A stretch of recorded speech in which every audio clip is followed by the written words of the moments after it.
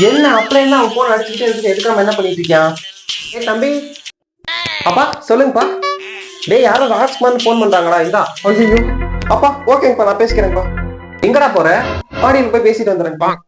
அப்புறம் இங்கேயே பேசி ஏன் மாடிக்கு போற? இல்லைங்கப்பா, மாடியில போய் பேசிட்டு வந்துடுறேன்ப்பா. இவன் மொழியே சரியில்லையே. பாப்போம். அப்பா முன்னாடியே இருக்காரு, போன் பண்ணிட்டே இருக்காரு.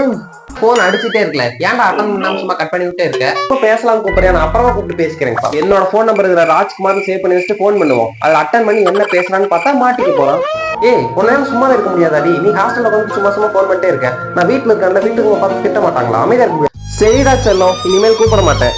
நான் எவ்வளவு சீரியஸா பேசிட்டு இருக்கேன், நீ எங்க அப்பா வயசுல மிமிக்ரி பண்ணிட்டு இருக்க. மிமிக்ரி எல்லாம் ஒண்ணும் இல்ல, பேசுனதே உங்க அப்பா தான்டா.